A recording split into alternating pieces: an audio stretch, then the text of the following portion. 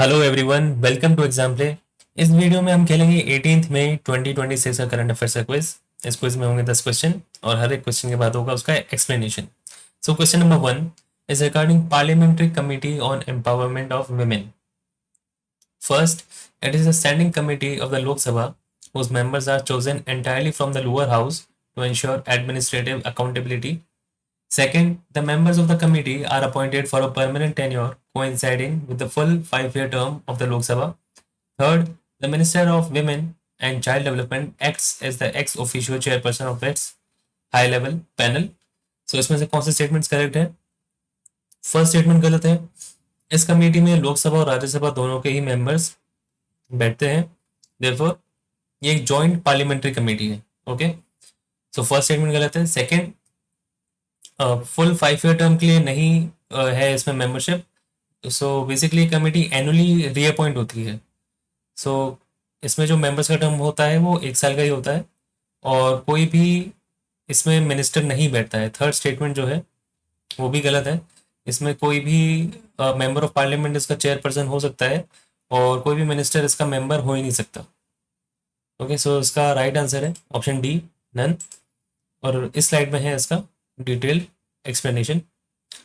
सो ये एक joint parliamentary committee है और लोकसभा राज्यसभा दोनों से ही मेंबर्स बैठते हैं, स्पेसिफिकली लोकसभा से 18 और राज्यसभा से 10। Question number 2 is regarding United Nations Forum on Forest, UNFF. First, it was established by the UN Economic and Social Council as a permanent subsidiary functional commission. Second, it maintains a restricted membership model, admitting only nations that possess primary tropical rainforest cover. Third, it acts as a comprehensive global platform addressing all types of forest to prevent fragmented environmental governance. So इसमें से कौन से statements incorrect हैं? So first statement correct है। United Nations forum on forest I think एक इकलौती ऐसी body है जो ऑल टाइप्स ऑफ फॉरेस्ट को बेसिकली जितने भी तरह के फॉरेस्ट होते हैं उनकी कंजर्वेशन स्ट्रैटेजीज और कंजर्वेशन एफर्ट्स में इसका रोल है। सो फर्स्ट स्टेटमेंट सही है और सेकेंड स्टेटमेंट गलत है। ये मेंबरशिप इस फोरम में मेंबरशिप यूनाइटेड नेशंस के सारे मेंबर्स के लिए ओपन है। सो सिर्फ सेकेंड स्टेटमेंट गलत है, तो इसका राइट आंसर हो जाएगा ऑप्शन ए, ओनली 2। और यहाँ पे इसका डिटेल एक्सप्लेनेशन। ये बॉडी सेटअप की गई थी अक्टूबर 2000 में बाय इकोसॉक यानी कि economic and social council under resolution 2035।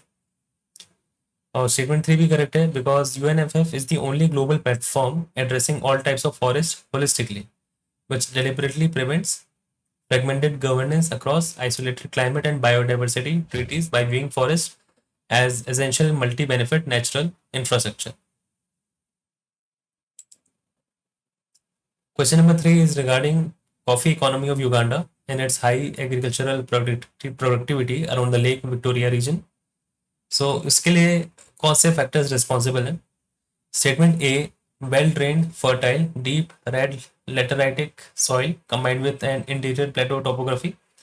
B, thick alluvial deposits brought down by the annual flooding of the Albert Nile.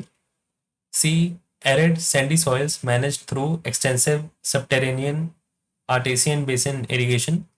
And D, podzolic soils formed due to the continuous presence of active alpine glaciers in the north. So इसका right answer है option ए। Basically lake Victoria इसका Uganda में एक lake है, largest lake Africa में है और Kenya और युगांडा में ये लेक शेयर होती है। और उसके आसपास एरिया में जैसे highly fertile deep red soil है, लेटेराइटिक सॉइल है, तो इस वजह से इसकी एग्रीकल्चरल प्रोडक्टिविटी अच्छी है और इस वजह से इसकी कॉफी इकोनॉमी अच्छी है। Question number 4 is regarding Bhojshala complex at Dhar. So Dhar जो कि मध्य प्रदेश में है उसमें एक भोजशाला है। सो वो कौन सी डायनेस्टी से रिलेटेड है? Option A, Chandela dynasty. B, Parmar dynasty. C, Solanki dynasty. And D, Kalchuri dynasty. So इसका राइट आंसर है ऑप्शन बी, परमार डायनेस्टी। और परमार डायनेस्टी में भी राजा भोज। सो धार जो है, धार डिस्ट्रिक्ट जो है मध्य प्रदेश के मालवा रीजन में आता है 11th सेंचुरी हिस्टोरिकल मॉन्यूमेंट है और राजा भोज के किंगडम में, किंगशिप में, जब वो किंग थे तो उनके टाइम पे बनाया गया था और बाद में ये मॉस्क हो गया था। Question number 5 is regarding Ganges soft shell turtle. Consider the following statements. First, it is a widely distributed it is widely distributed across major river basins of South Asia, including the Indus, Ganges, Mahanadi, and Brahmaputra. Second, it shows a strong preference for rapid, clear mountain streams with rocky substrates. Third, it is categorized as endangered on the IUCN Red List. Fourth, it is accorded the highest tier of domestic legal protection under Schedule 1 of the Wildlife Protection Act 1972. So इसमें से कौन से statements correct हैं? So first 3 and 4 statement correct है, लेकिन second statement गलत है। Second statement गलत है क्योंकि ये जो टर्टल है, soft shell turtle, generally deep और ऐसी नदियां पसंद करता है जो थोड़ी सी मैली हो।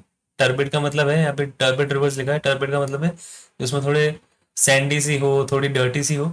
लार्ज स्ट्रीम्स प्रेफर करता है, लेक्स और वेटलैंड्स विथ मडी और सैंडी बॉटम्स प्रेफर करता है, जिसमें वो इजीली अपने आप को छुपा सके दूसरे प्रेडेटर से बचने के लिए, rather than fast flowing rocky mountain streams. और स्टेटमेंट 3 और 4 भी करेक्ट है। आईयूसीएन रेड लिस्ट की एंडेंजर्ड कैटेगरी में है और वाइल्ड लाइफ प्रोटेक्शन एक्ट के शेड्यूल 1 में है। क्वेश्चन नंबर 6 इज रिगार्डिंग आंधी। So which of the following conditions are responsible for triggering Andhi?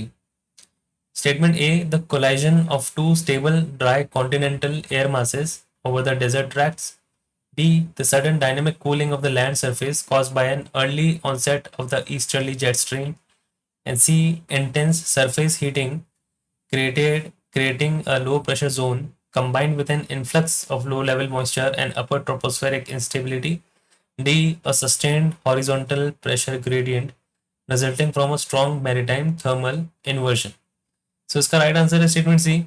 The longest answer is most of the times the right answer. और यहाँ पे इसका detailed explanation.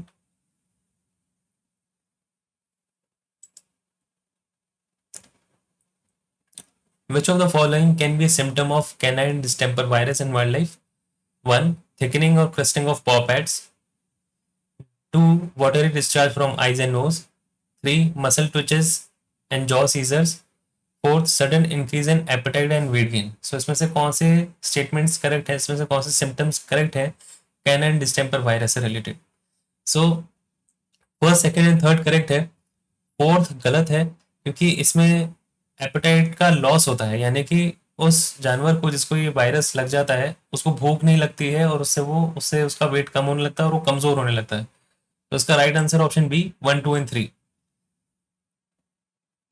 सो CD भी एक मल्टी सिस्टम एक viral disease है, ठीक है, और हार्ट पैट डिजीज इसका एक सिम्टम है जिसमें जो पॉ होते हैं, यानी कि उसके जो पैर होते हैं, वो एक तरीके से क्रस्टी होने लगते हैं। क्रस्टी का मतलब है थोड़े से ना, उसमें ऐसा लगता है जैसे वो पत्थर की तरह होने लगे और उसमें क्रैक्स आने लगते हैं।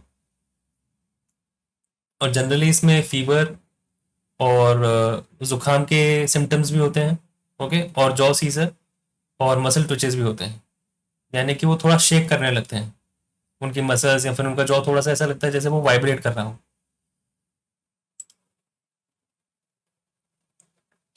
Question number 8 is regarding India Post Payments Bank. Consider the following statements.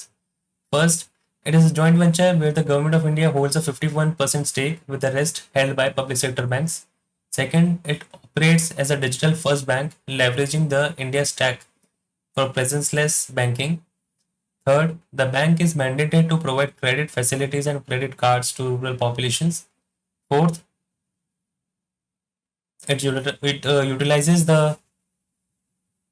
existing network of postmen and ग्रामीण डाक सेवक फॉर डोर स्टेप बैंकिंग। तो इसमें से कौन से स्टेटमेंट्स करेक्ट है? सो फर्स्ट स्टेटमेंट गलत है।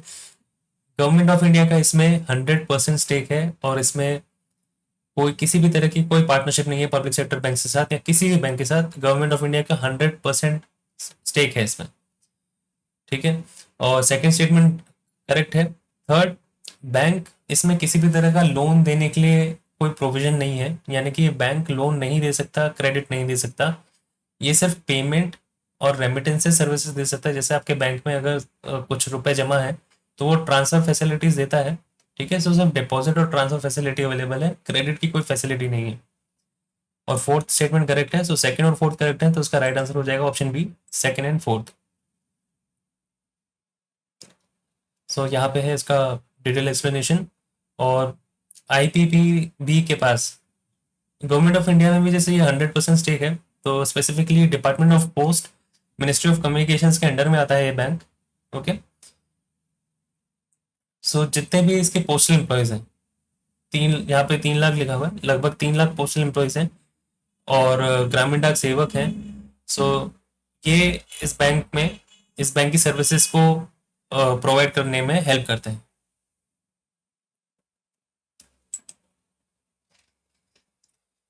Question number 9 is regarding Komagata Maru incident. Statement 1.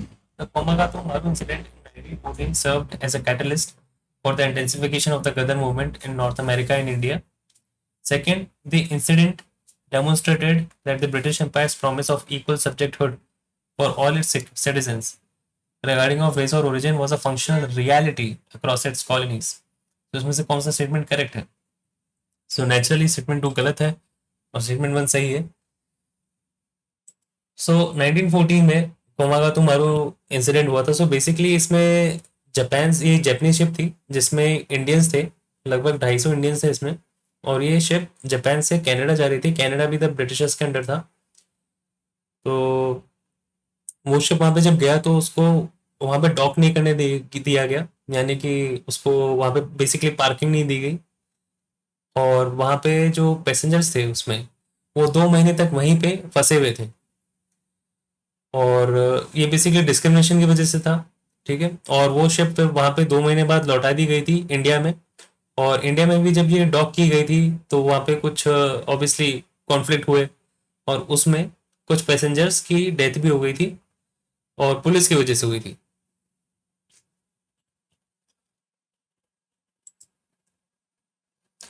Question number 10 is regarding Parliamentary Committee on Empowerment of Women. 1. Reviewing the statutory reports submitted by the National Commission for Women. Second, monitoring the execution and last mile delivery of centrally sponsored women's welfare and safety schemes. Third, assisting ministries in the direct operational execution of gender specific financial budget allocations. Fourth, evaluating measures taken by the union government to secure equality, status and dignity for women in public and private spheres. So, इसमें से कौन से functions इस committee के लिए correct है? तो उसका राइट आंसर है फर्स्ट, सेकंड एंड फोर्थ। सो उसका right answer option D. So parliamentary committee on empowerment of women जो है वो एक ओवरसाइट बॉडी है, ओके, कोई एग्जीक्यूटिव एंटिटी नहीं है। सो इसका जनरली जो मैंडेट रहता है, नेशनल कमीशन फॉर वुमेन की जो रिपोर्ट्स हैं उनको रिव्यू करना और नेसेसरी एक्शंस रेकमेंड करना, ठीक है। और जो भी जेंडर स्पेसिफिक स्कीम्स अप्लाई हो रही है उनका एवेल्युएशन करना। और स्टेटमेंट 4 भी करेक्ट है, क्योंकि स्टेटमेंट 4 यूनियन गवर्नमेंट को बेसिकली एवेल्युएट करता है और रेकमेंड करता है कि कौन से स्टेप्स और लिए जा सकते हैं बेसिकली वुमेन के लिए इक्वल अपॉर्चुनिटी क्रिएट करने के लिए। स्टेटमेंट 3 गलत है, क्योंकि ये कमेटी डायरेक्टली एग्जीक्यूशन में इन्वॉल्व नहीं होती है, ठीक है, कि किस तरीके से बजट को हमें एलोकेट करना है, इस तरीके से नहीं।